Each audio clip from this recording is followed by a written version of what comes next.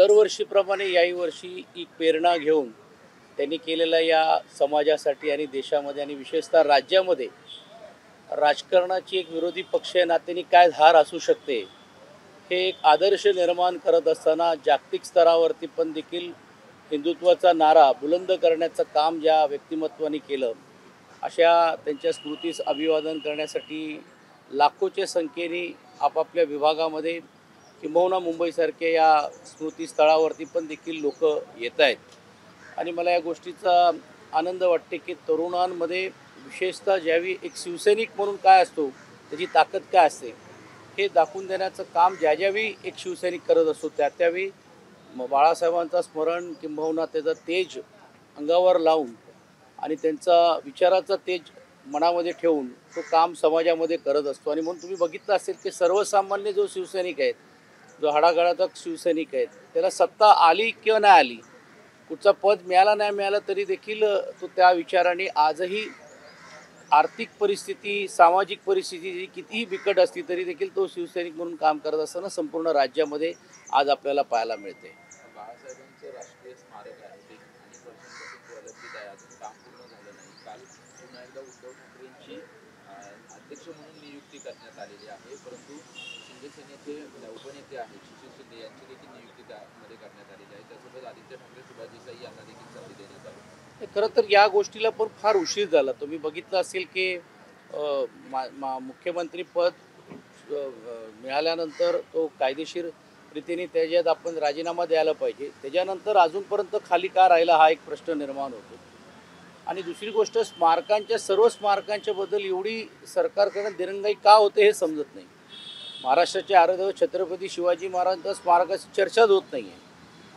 6 डिसेंबरला परमपूज्य भारतरत्न डॉक्टर बाबासाहेब आंबेडकरांचं स्मारक पूर्ण होईल किंवा त्याची काहीतरी लोकांमध्ये प्रेझेंटेशन देता येईल का?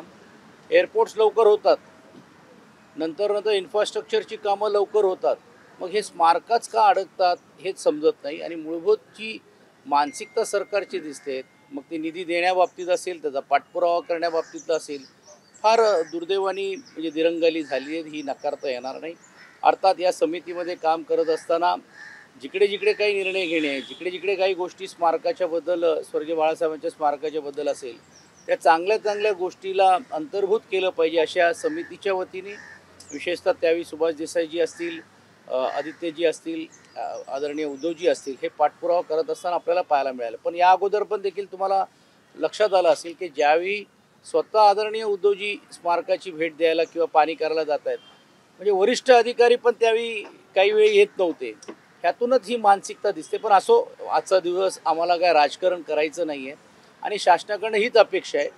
आणि शासनाची लोक स्वर्गीय बाळासाहेबांचं नाव घेऊनच फोटोवरती किंवा भाषणामध्ये बोलत आहेत, तर ती कृतीतून हे स्मारक या वर्षभरामध्ये पूर्ण व्हायला पाहिजे अशी आमची अपेक्षा आहे. शिंदे सेनेचा एखादा आमदार शिंदे सेनेचा एखादा आमदार या स्मारक समितीवर असावा असा एकनाथ शिंदेचा आग्रह होता, परंतु उद्धव ठाकरेंनी याला विरोध केला, त्याच्यामुळे कुठेतरी या समितीचं अध्यक्षपद स्मारकाची जे असलेल्या ज्या लोकांना कोणाला समावेश करायचा नाही करायचं हे आमचा अधिकार म्हणण्यापेक्षा हा शासनाचा अधिकार आहे. मला नाही वैयक्तिक वाटत असेल की शासनाने आदरणीय उद्धवजींना विचारला असावा. अर्थात हा राजकारणाचा भाग नाही. जे बाळासाहेबांचे अनुयायी राहिलेले आहेत किंवा त्यांच्या विचारातून काम करून चांगल्या रीतीने या स्मारकाबद्दल योगदान द्यायचं असेल त्यांनी समितीमध्ये द्यायला पाहिजे अशातला भाग नाही. ते स्वतः देखील समितीच्या बाहेर राहून पण देखील मार्गदर्शन करू शकतात किंवा योगदान करू शकतात.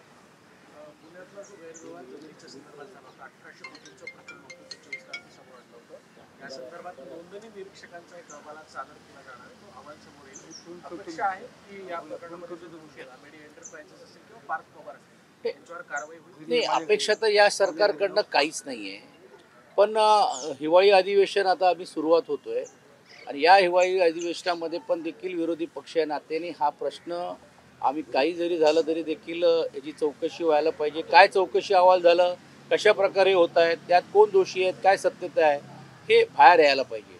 पण मी या मताचा आहे की पुणे शहरातले आणि विशेषतः जिल्ह्यातले आणि इतर सर्व राज्यातल्या ज्या शासकीय जमिनाच्या श्वेतपत्रिका काढली पाहिजे या मताची आम्ही आहोत.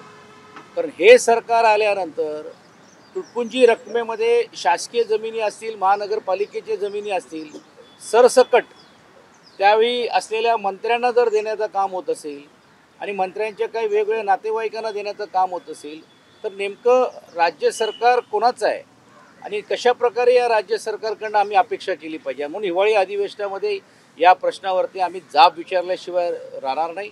वेळप्रसंगी सभागृह पण बंद करण्याची वेळ आली तरी देखील आम्ही मागे बघणार. नगरपालिका आणि नगरपंचायत असोसिएशन आहे कुठेतरी ठाकरे गटापासून पारदर्शकतेचं एक समोर आलंय. यापूर्वी एअरपोर्ट असोसिएशन असेल किंवा मग हॉटेल असोसिएशन या कामगार संघटना कुठेतरी ठाकरे गटाला सोडलं ते अजिबात नाही आहे. तुम्ही बघितलं असेल की डबेवाल्यांची संस्था जी असते ती संस्था एकच असते. त्या संस्थेमध्ये वेगवेगळे लोक ते नेतृत्व करतात, पण असं कुठेच नाही आहे. त्यातले अनेक लोक आहेत, विशेषतः ज्या डबेवाल्यांचं मूळ आहे ज्याला आपण म्हणतो, जे खेड आळंदी म्हणजे सारखा विधानसभा आहेत त्यामध्येच आमदार आमचा निवडून आलेले आहेत. आणि भारतीय कामगार सेनेमध्ये हे आज नाही नेहमीच प्रयत्न चाललेला आहे यांचा. भारतीय कामगार सेनेमध्ये असेल, बेस्ट कामगार सेनेमध्ये असेल, म्हणजे केंद्र सरकार मिळालं, राज्य सरकार मिळालं, महानगरपालिका डोळ्यासमोर ठेवली जात आहेत, आता कामगार संघटना पण ठेवले जात आहेत. एवढंच जर कामगारांच्या बद्दल आपुलकी असेल, मग कामगार या कायद्याबद्दल भारतीय जनता पार्टीची भूमिका काय? का नाही हा कायदा रद्द करतात केंद्र सरकार आणि राज्य सरकार? म्हणजे एका बाजूला कामगारांच्या विरोधातले कायदे आणायचे आणि मग नंतर त्याच कामगारांच्या बाबतीतली आपुलकी ठेवून संघटित करायचं आणि मग ताज हॉटेल असेल किंवा वेगवेगळ्या हॉटेलमध्ये घुसखोरी करायचं, हे अजिबात होऊ देणार नाही. स्थानिक स्वराज्य संस्थांच्या निवडणुका आहेत, नगरपालिका नगरपंचायतीचे आज फॉर्म भरायचा शेवटचा दिवस आहे. तुमच्याकडे पुण्याची जबाबदारी आहे. एकीकडे महाविकास आघाडी मुंबईमध्ये लढणार नाही असं काँग्रेसनं घोषणा केली. पुण्यामध्ये काय परिस्थिती आहे? काय पुण्यामध्ये चांगली परिस्थिती आहे. ज्या ज्या ठिकाणी महाविकास आघाडी करता येईल आणि त्यात पुढाकार घेता येईल ते घेण्याचा प्रयत्न मी असेल, अमोल कोल्हे असतील किंवा काँग्रेस पक्षाचे तिकडचे स्थानिक लोकांनी केलेले. मला सांगण्यात आनंद होते, जुन्नरमध्ये नगराध्यक्षपदासाठी आम्ही उमेदवारी अर्ज दाखल करणार आहोत आज.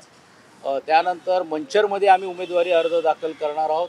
सासवडला आम्ही उमेदवारी अर्ज दाखल करणार आहोत. फुरसुंगीला आम्ही दाखल करणार आहोत जे नगराध्यक्षपद.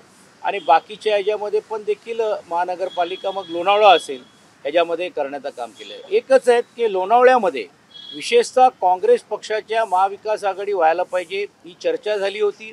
राज्याच्या नेतृत्वाने पण सांगितलं होतं, पण दुर्दैवाने म्हणावं लागेल तर तिकडचे स्थानिक नेते हे एका बाजूला भारतीय जनता पार्टीबरोबर आहेत किंवा आमदार तिकडचे असलेले त्या घड्याळ चिन्हावरती राष्ट्रवादीवरती आहेत हेच समजायला तयार नाही आहे आणि एक छुपी युती कुठेतरी करतायत. हे मला वाटते योग्य नाही आहे. याबद्दल अधिक न बोलता संबंधित तिकडचे असलेल्या नेतृत्वांशी माझी चर्चा होणार आहेत. 17-21 पर्यंत फॉर्म मागे घेण्याची वेळ आहे, तोपर्यंत बघूया. नाहीतर बहुतांशी जाग्यावरती पुणे जिल्ह्यामध्ये महाविकास आघाडी म्हणूनच लढण्याचं काम नगरपरिषद नगरपंचायतीमध्ये आम्ही करणार आहोत. नक्कीच मनसे ग्रामीण भागामध्ये फार मोठ्या प्रमाणावरती मनसे तिकडचे लोक कार्यकर्ते नाही, पण खेड आळंदी आणि विशेषतः राजगुरुनगरमध्ये पण मनसेलाही बरोबर घेऊन तिकडचे स्थानिक नेतृत्व घेण्याचं काम करत आहेत.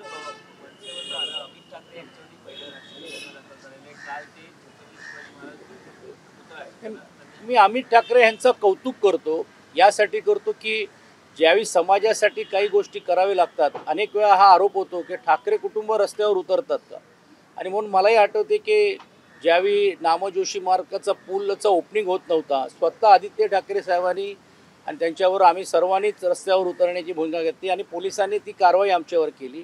आणि लोकभिमुक्त लोकांसाठी आणि समाजाच्यासाठी अशा गोष्टी झाल्यात. आणि तुम्ही बघितलं असेल की किती केवळवाणीसारखी परिस्थिती आहे की 4 महिने झाले त्या पुतळ्याचं अनावरण होत नाही, पण वेगवेगळ्या कार्यक्रमाला मात्र राज्याचे मुख्यमंत्री, उपमुख्यमंत्री आणि पूर्ण मंत्रिमंडळ येतो.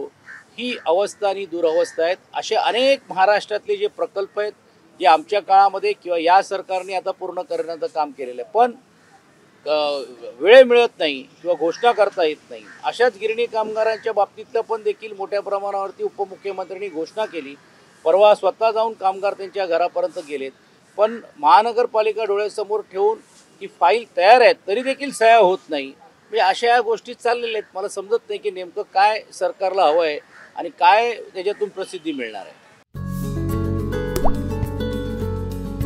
आता जोकासू STP या अत्याधुनिक जॅपनीज तंत्रज्ञानाने सुसज्ज, quick installation, energy efficient noiseless blowers, low maintenance या आणि अशा वैशिष्ट्यांनी परिपूर्ण जोकासू STP तंत्रज्ञान प्रकल्प उभारणीपासून ते विक्री पश्चात समाधानकारक सेवा देणारी, भारताबरोबरच परदेशात देखील प्रकल्पांची यशस्वी उभारणी करणारी company Deccan water treatment private limited.